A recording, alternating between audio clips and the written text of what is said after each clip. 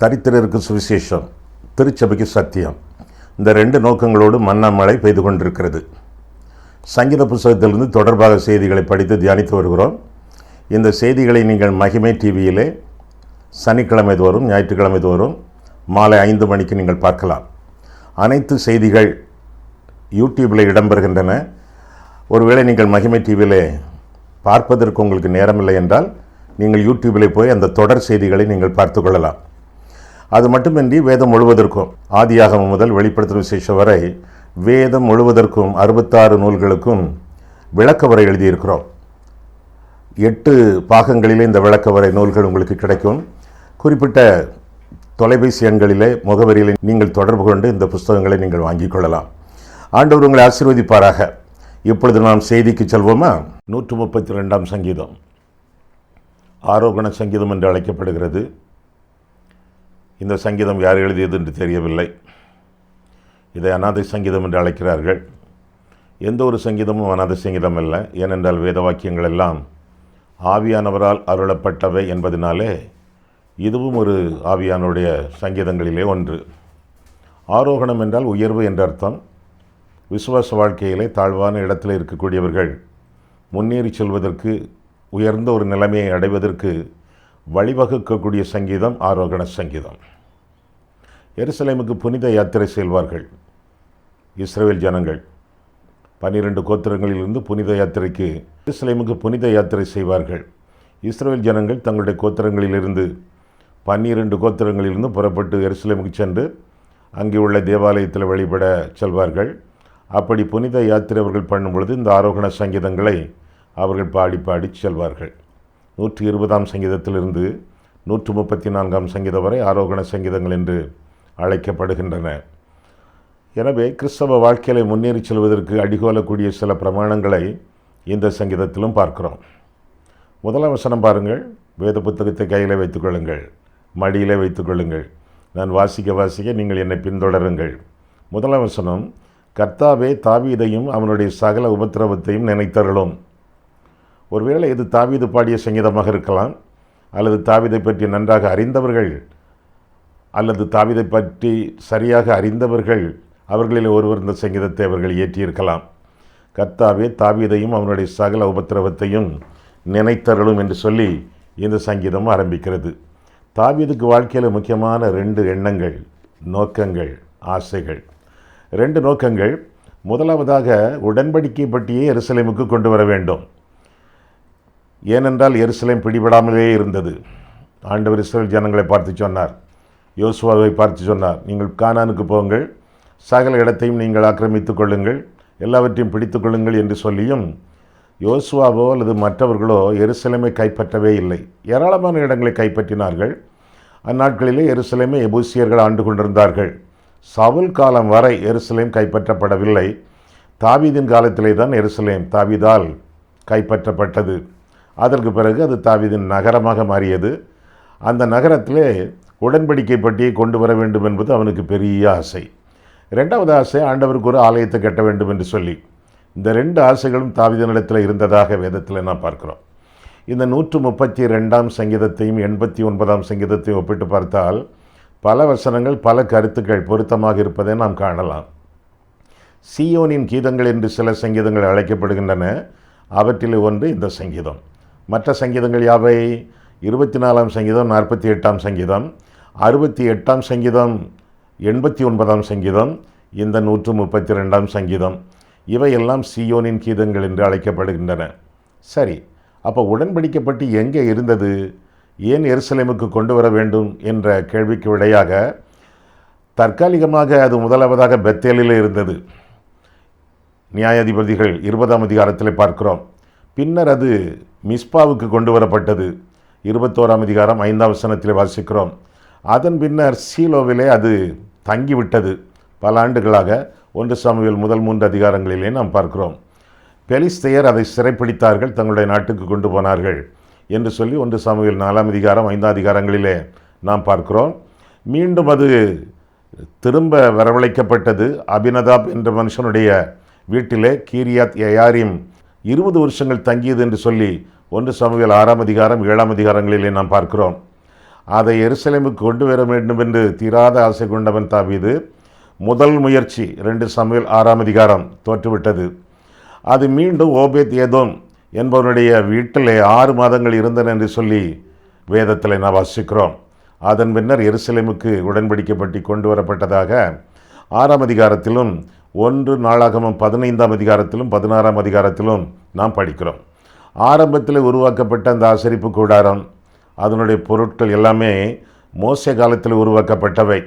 அதனுடைய எல்லா ஃபர்னிச்சர், அதனுடைய எல்லா பொருட்கள் எல்லாமே கிபியோனிலே தங்கிவிட்டதாக வரலாறு நமக்கு சொல்கிறது. 1 நாளாகமம் 21ஆம் அதிகாரம். தாவீது அதை தலைநகருக்கு எருசலேமுக்கு கொண்டு வந்தான். ஆலயம் கட்ட வேண்டும் என்ற அவனுடைய ஆசை அவனுடைய இருதயத்தில் இன்னும் அழுத்தி கொண்டே இருந்தது. அதற்காக ஆண்டவருக்கு ஒரு நிகரற்ற ஒரு பொருத்தனை பண்ணினான். நீங்களும் நானும் அப்படிப்பட்ட பொருத்தனையை பண்ணவே முடியாது. என்ன சொன்னான் தாவீது? பாருங்கள், 1வது வசனத்திலிருந்து 132ஆம் சங்கீதம். கர்த்தாவே, தாவீதையும் அவனுடைய சகல உபத்திரவத்தையும் நினைத்தருளும்.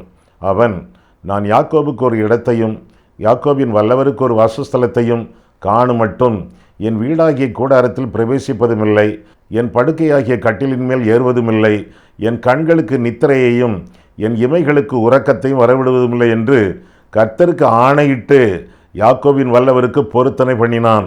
இதோ, நாம் எப்பிராத்தாவிலே அதன் செய்தியை கேட்டு வனத்தின் வெளிகளில் அதை கண்டோம் என்று சொல்லி பெரிய ஒரு பொருத்தனை பண்ணினதாக நாம் வேதத்தில் நாம் வாசிக்கிறோம்.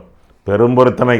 தூங்கவே மாட்டேன், கர்த்தராகிய தெய்வத்திற்கு கட்டடம் கட்டுவரை நான் கட்டிலில் ஏறுவதில்லை என்று சொல்லி மிகப்பெரிய ஒரு பொருத்தனையை அவன் பண்ணினதாக நாம் வேதத்தில் வாசிக்கிறோம்.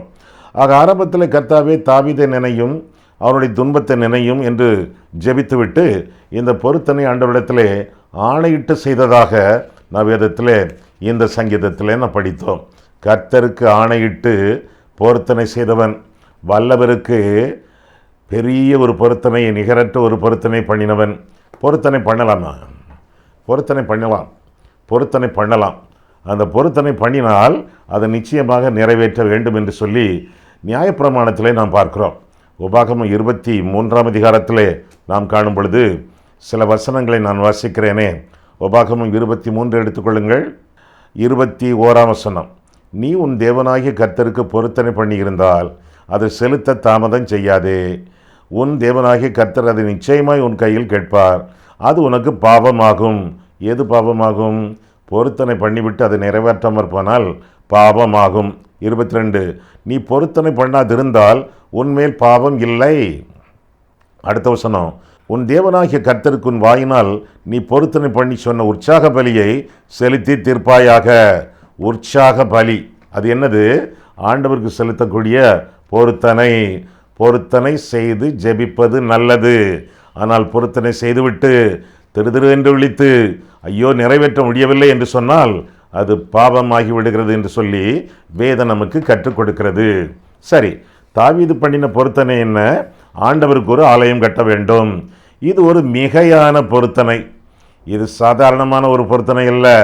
மேன்மையான பொருத்தனை என்று நாம் எண்ணினாலும் இது ஒரு மிகையான பொருத்தனை. கட்டடம் கட்டுவரை நான் தூங்கவே மாட்டேன் என்று சொல்கிறானே, ஒரு மிகைப்படுத்தப்பட்ட பொருத்தனையாக இந்த பொருத்தனை காணப்படுகிறது. இன்னும் 6ஆம் வசனத்திலே இந்த பொருத்தனை மற்றவர்களும் கேட்கத்தக்கதாக இந்த பொருத்தனை செய்யப்பட்டது, சொல்லப்பட்டது. வெளியரங்கமான ஒரு பொருத்தனை. கர்த்தருக்கு பொருத்தனை, வல்லவருக்கு பொருத்தனை, மிகையான பொருத்தனை, வெளியரங்கமான பொருத்தனை. இது தேவாலயத்திற்கான பொருத்தனை. இது சுயநலமான பொருத்தனை அல்ல. தன் பேர் விளங்குவதற்காக செய்த பொருத்தனை அல்ல. தேவ ஆலயத்திற்கான பொருத்தனை. திருச்சபை மக்கள் தேவனை வழங்கி கொள்ள அவருக்காக அவன் கட்ட முற்பட்ட ஒரு வீடு என்று சொல்லித்தான் வேதத்தில் நாம் வாசிக்கிறோம். பொருத்தனை மிகையான பொருத்தனை இருந்தாலும் அவன் உள்ளத்தில் உள்ள அன்பையும் ஆர்வத்தையும் ஆசையையும் இந்த பொருத்தனை காட்டுகிறது. ஆமாம், நீங்கள் வாழ்க்கையில் ஏதாவது பொருத்தனை பண்ணியிருக்கீங்களா? செய்து முடிச்சிட்டிங்களா? முடிக்கலையோ? அப்படின்னு ஆண்டவர்கிட்ட சொல்லுங்கள். ஆண்டவரே, எத்தனையோ காரியங்களை, நன்மைகளை நீர் எனக்கு இலவசமாக ஈவாக தந்திருக்கிறீர். உமக்கு நான் பொருத்தனை பண்ணிவிட்டேன். சில சமயங்களிலே உம்மை கன்சல்ட் பண்ணாமல், உம்மை கலந்துரையாடாமல் என் இஷ்டப்படி, என் சித்தப்படி, என் மூளையின்படி, என்னுடைய மாம்சத்தின்படி பண்ணி விட்டேன், அதை செலுத்தி தீர்க்க எனக்கு உதவி செய்யும்னு சொல்லுங்க. ஆண்டவர் உதவி செய்வார். இல்லைன்னா ஆண்டவரோட மன்னிப்பு கேளுங்க. ஆண்டவரே, நான் தெரியாதனமாக இதை பண்ணிவிட்டேன், ஆண்டவரே என்னை மன்னித்து கொள்ளும் என்று சொல்லுங்க. அல்லது எவ்விதத்திலும் இந்த பொருத்தனை நிறைவேற்ற கர்த்தருக்குள்ளாக நீங்கள் பிரயாசப்படுங்கள். இது முக்கியமான ஒரு காரியமாகும். மூடரில் அவர் பிரியப்படுகிறதில்லை என்று சொல்லி பிரசங்கி 5ஆம் அதிகாரத்தில் நான் வாசிக்கிறோம். பொருத்தனை பண்ணி செலுத்தாதவர்கள் மூடர்கள் என்று சொல்லி வேதம் நமக்கு கற்றுக் கொடுக்கிறது. மூடர்களாக இல்லாமல் ஞானிகளாக விளங்கத்தக்கதாக பண்ணிய பொருத்தனைகளை கர்த்தருடைய கிருபையினாலே, பலத்தினாலே, உதவியினாலே அவருடைய மகிமைக்காக செலுத்தி தீர்க்க வேண்டியது நம்முடைய கடமை என்று சொல்லி வேதம் கற்றுக் கொடுக்கிறது. ஆக இது ஒரு மிகையான பொருத்தனை, நிறைவேறாத பொருத்தனை. வேதத்தில் வாசிக்கிறோம். இந்த சங்கீதத்தில் நாம் பார்க்கிறோம். முதலாவதாக இது நேர்ந்து கொள்ளப்பட்ட பொருத்தனை. தாவீது நேர்ந்து கொண்டான், ஆனால் அது நிறைவேறாத பொருத்தனையாக மாறிவிட்டது என்று சொல்லி நாம் வேதத்தில் வாசிக்கிறோம். ஆண்டவருக்கு ஆணையிட்டு சொன்னான், நிறைவேற்ற முடியவில்லை. ஏன் நிறைவேற்ற முடியவில்லை? ஆண்டவர் அந்த பொருத்தனையை நிராகரித்தார் என்று சொல்லி வேதம் கற்றுக் கொடுக்கிறது. உன் கரங்கள் இரத்த பழியினாலே நிறைந்திருக்கிறது, நீ இரத்தம் சிந்தினவன், you are a man of war, நீ போரின் மனிதன், நிறைய இரத்தம் சிந்தியிருக்கிறாய், களங்கமுள்ள கைகள், கரைப்பட்ட கைகள், அதன் மூலமாக எனக்கு ஒரு ஆலயத்தை நீ கட்ட மாட்டாய், ஆனால் உனக்கு நான் ஒரு வீட்டை கட்டுவேன், எனக்கு உன்னுடைய மகனாகிய சாலமோன் கட்டுவான் என்று சொல்லி கர்த்தர் அந்த பொருத்தனையை நிராகரித்து விட்டதாக வேதத்தில் நான் வாசிக்கிறோம். நிறைவேறாத பொருத்தனை. காரணம் என்ன? களங்கம், கைகளிலே கரை. கைகளிலே கரை உள்ளவர்கள் கர்த்தருடைய காரியங்களில் ஈடுபட முடியாது. ஈடுபட்டாலும் அது அங்கீகரிக்கப்பட மாட்டாது என்று சொல்லி வேதத்தில் நாம் வாசிக்கிறோம். பரிசுத்தம் இல்லாமல் ஆண்டவருக்கு ஒன்றுமே செய்ய முடியாது. வாழவும் முடியாது, ஒரு காலத்தில் ஆண்டவரை வரவேற்கவும் முடியாது. பரிசுத்தமின்றி தேவனை தரிசிப்பதில்லை. உங்களுக்கு தெரிந்த வசனம். பரிசுத்தமின்றி ஜெபிக்க முடியாது. ஏனென்றால் என் இருதயத்தில் அக்கிரமை சிந்தை கொண்டிருந்தேனாகில் ஆண்டவர் எனக்கு செவி கொடார். 66ஆம் சங்கீதம் 18ஆம் வசனம். பரிசுத்தமின்றி ஆண்டவருக்கு ஆராதனை செலுத்த முடியாது. காரணம், பரிசுத்த அலங்காரத்துடனே கர்த்தரை தொழுது கொள்ளுங்கள். 96ஆம் சங்கீதம் 9ஆவது வசனம். பரிசுத்தமின்றி கர்த்தருக்கு காணிக்க போட முடியாது. அந்த காணிக்கையிலே அங்கீகாரமும் இல்லை, ஆசீர்வாதமும் இல்லை. யூதாஸ் 30 வெள்ளிக்காசுகளை தேவாலயத்தில் விட்டறிந்தான். அதை காணிக்கப்பட்டியிலே போடலாகாது என்று சொல்லி தனித்து தவிர்த்து வைத்தார்கள் என்று சொல்லி வேதம் சொல்கிறது. பரிசுத்தமின்றி நான் பிரசங்கிக்க முடியாது. துன்மார்க்கனே, என் நியாயப்பிரமாணத்தை எடுத்துரைக்க உனக்கு என்ன நியாயம் உண்டு என்று சொல்லி ஆண்டவர் சொல்கிறார். பாவத்திலிருந்து மனம் திரும்பி ஆண்டவருடைய இரத்தத்தினாலே என்னை கழுவிக்கொண்டு பரிசுத்தத்திலே தேவ கிருபையோடு என்னை காத்துக்கொண்டு நான் பிரசங்கிக்க வேண்டும். இல்லை என்றால் அந்த செய்தியினாலே பயன் இல்லை என்று சொல்லி வேத நமக்கு கற்றுக் கொடுக்கிறது. ஆக பரிசுத்தமின்றி ஜெபிக்க முடியாது, ஆராதிக்க முடியாது, பிரசங்கிக்க முடியாது, காணிக்கப்பட முடியாது, ஆண்டவர் ஒரு நாளிலே வரவேற்கவும் முடியாது. ஒரு காலத்தில் ஒரு கூட்ட மக்கள் ஆண்டவருடைய 2ஆம் வருகையில் அவரை தரிசிக்க போக இருப்பதாக நாம் வெளிப்படுத்தின விசேஷம் 6ஆம் அதிகாரத்திலே நாம் பார்க்கிறோம். கடைசி வசனங்களிலே நாம் காண்கிறோம். அவரை பார்ப்பதற்கு ஐஸ்வர்யவான்கள், பலவான்கள், சுயாதீனர், ராஜாக்கள், பிரபுக்கள் இப்படியெல்லாம் போனார்களாம். ஆண்டவர் சாந்த குணமுள்ள ஆட்டுக்குட்டியானவராக மேகத்தில் வெளிப்பட்டாராம். அவரை பார்த்தவுடனே கதறி பதறி சிதறி அங்குமிங்குமாக ஓடி கண்மலைகளையும் குகைகளையும் பர்வதங்களையும் பார்த்து, எங்கள் மேல் விழுந்து எங்களை மறைத்து கொள்ளுங்கள், முடிந்தால் கொல்லுங்கள், அவருடைய கோபாக்கனின் மகனால் வந்துவிட்டது என்று சொல்லி ஓடிய விட்டார்கள் என்று சொல்லி நாம் வேதத்தில் வாசிக்கிறோம். சாவதற்கு ஆசைப்படுகிறார்களை ஒழிய ஆண்டவரை சந்திப்பதற்கு ஆயத்தம் இல்லை. காரணம், பரிசுத்தமின்றி ஒருவரும் தேவனை தரிசிப்பதில்லை. ஆமாம், செய்தியை ரொம்ப ஆதூரத்தோடு கேட்டுக்கொண்டிருக்கிறீர்களே, பரிசுத்தமாக வாழ்கிறீர்களா? உங்கள் கண்களிலே பரிசுத்தம், வாயின் வார்த்தைகளிலே பரிசுத்தம், கைகளிலே விரல்களிலே பரிசுத்தம், நடை உடை பாவனைகளிலே பரிசுத்தம். பரிசுத்தத்தோடு ஜீவிக்கிறீர்களா? பரிசுத்தம் இல்லை என்றால் ஆண்டவருக்கு பக்கத்தில் வர முடியாதே. பரிசுத்த அலங்காரத்துடனே கர்த்தரை தொழுது கொள்ளுங்கள் என்று சொல்லி வேதத்தில் வாசிக்கிறோம். தாவீதின் கரங்களிலே பரிசுத்தம் இல்லை என்பதினாலே அந்த பொருத்தனை தேவாலயம் கட்டக்கூடிய அந்த பெரிய ப்ராஜெக்ட், அந்த பெரிய திட்டம் கைவிடப்பட வேண்டியதாக இருந்தது என்று சொல்லி வேதம் நமக்கு கற்றுக் கொடுக்கிறது. சரி, ஆண்டவர் என்னை தெரிந்து கொள்ளவில்லை, என்னுடைய மகனை தெரிந்து கொண்டான், என்னுடைய மகனை தெரிந்து கொண்டார். சாலமோன் புத்தி உள்ளவன், ஞானம் உள்ளவன், சக்தி உள்ளவன், இதையெல்லாம் கர்த்தர் அவனுக்கு அருளி செய்திருக்கிறார், அவன் கட்டட்டும், நான் என்னுடைய வேலையை பார்க்கிறேன் என்று சொல்லி ஒதுங்கி விடவில்லை தாவீது. அவனுக்கு என்னதான் இந்த ஊழிய திட்டம் கொடுக்கப்படாவிட்டாலும், என்னதான் இந்த ஊழிய தரிசனம் கொடுக்கப்படாவிட்டாலும், என்னதான் அவனுக்கு வாக்கு, வரம், வல்லமை, வசதி எல்லாம் இருந்தாலும், அவன் நிராகரிக்கப்பட்டாலும், மகன் செய்யக்கூடிய அந்த பெரிய திட்டம் அதற்கு ஒத்துழைத்தான், உதவி செய்தான் என்று சொல்லி வேதம் கற்றுக் கொடுக்கிறது.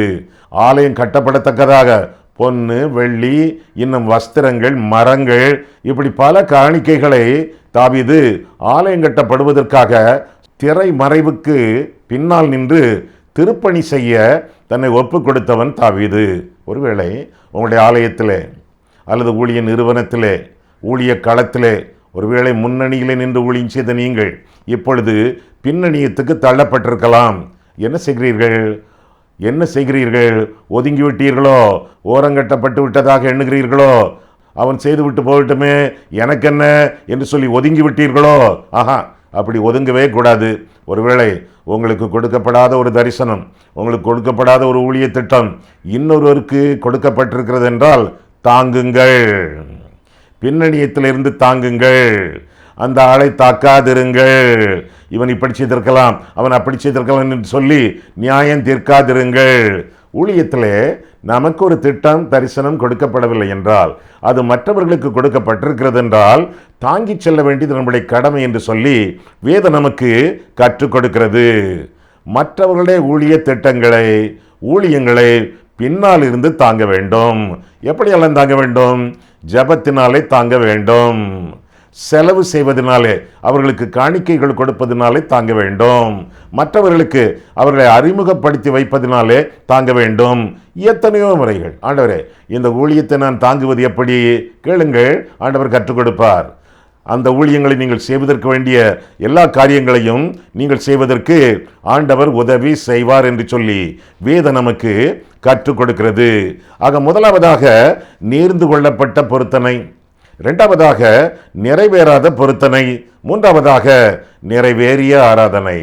நிறைவேறிய ஆராதனை என்று சொல்லி 7ஆம் வசனம் முதலாக நாம் பார்க்கிறோம். 7ஆம் வசனம் முதலாக சில வசனங்களை நான் வாசிக்கட்டுமா? நீங்கள் உங்கள் வேதத்தை பாருங்கள். 7ஆம் வசனம் முதல், அவருடைய வாசஸ்தலங்களுக்குள் பிரவேசித்து அவர் பாதப்படியில் பணிவோம்.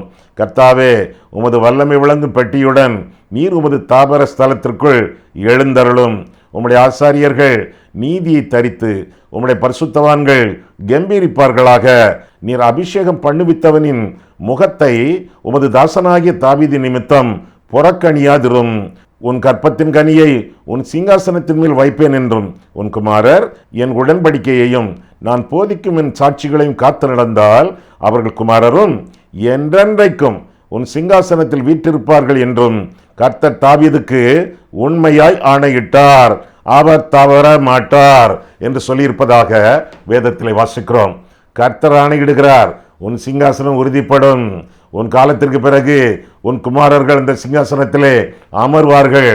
என்னை மீறி நடவாமல் இருக்குவரை, என்னோடு சேர்ந்தவர்கள் நடக்குவரை, என் கற்பனைகளுக்கு கீழ்ப்படிந்து வாழுவரை அவர்கள் ஆளுவார்கள், சிங்காசனத்தில் வீற்றிருப்பார்கள் என்று சொல்லி இந்த பகுதியிலே நான் வாசிக்கிறோம். ஆக ஆண்டவர் வாசஸ்தலத்தை உருவாக்குவதற்கு சித்தம் கொண்டார். அங்கே ஆசரிப்பு கூடாரத்தில் இருந்த அந்த பெட்டி, உடன்படிக்கையின் பெட்டி வரவழைக்கப்பட்டது. கர்த்தருடைய சித்தம் நிறைவேறியது. வல்லமை வழங்கும் பெட்டி, அந்த பெட்டி என்று சொல்லி 8ஆம் வசனத்திலே பார்க்கிறோம். 7ஆம் வசனத்திலே வாசஸ்தலம், 8ஆம் வசனத்திலே வல்லமை விளங்கும் பெட்டி. வல்லமை விளங்கியது. இந்த பெட்டி ஒரு மந்திர பெட்டி அல்ல. இந்த பெட்டியை சுமந்து சென்றால் வெற்றி கிடைக்கும் என்று பெட்டியின் மேல் விசுவாசம் வைத்து வாழ்வது தவறு. ஒரு காலத்தில் இஸ்ரவேல் ஜனங்கள் அப்படி செய்தார்கள். தேவனுக்கு கீழ்ப்படியாமல், அவரை விசுவாசியாமல், அவரை நம்பாமல், அவரை கலந்துரையாடாமல், இந்த பெட்டி ஒரு மந்திரக்கோல் போல இதை தூக்கி சுமந்து எங்கெங்கெல்லாம் நாம் செல்லுகிறோமோ அங்கெங்கெல்லாம் வெற்றி என்று தூக்கி சுமந்து சென்றார்கள். பெலிஸ்தியர் அதை பிடித்தார்கள். தங்களுடைய கோயிலிலே, தாகோன் கோயிலில் வைத்தார்கள். தாகோன் முறிந்து விழுந்தான் என்று சொல்லி வேதத்திலே வாசிக்கிறோம். இஸ்ரவேலுக்கு வெற்றி கொடுக்காத பெட்டி தாகோன் கோயிலை அழித்தது என்று சொல்லி வேதம் சொல்கிறது. ஆக வல்லமை விளங்கும் பெட்டி வாசஸ்தலத்திலே வைக்கப்பட்டிருக்கிறது.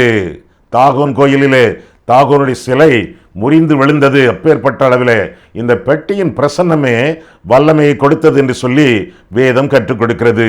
அது மட்டுமல்ல, 9வது வசனத்திலே வழிபடும் ஆசாரியர்கள் வாசஸ்தலத்திலே ஆண்டவருடைய ஆலயத்திலே ஆராதனையை துவக்கினார்கள், வழிபாடுகள் நடந்தன என்று சொல்லி வேதத்திலே வாசிக்கிறோம்.